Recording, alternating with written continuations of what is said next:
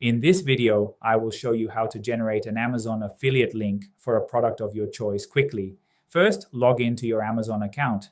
Next, go to a new tab, get on Google search and type Amazon Associates. You will see the Amazon Associates central link. Click on that.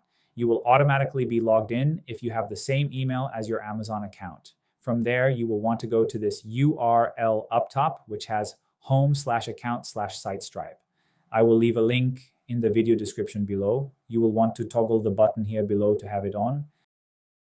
Now, when you refresh your Amazon account, you will notice the SiteStripe bar up top. Now, I will go to a product I would like to promote.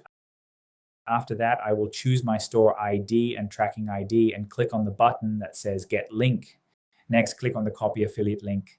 If I paste this link in any site or URL, it will take me directly to the product and earn a commission if someone buys it through that link. Thanks for watching.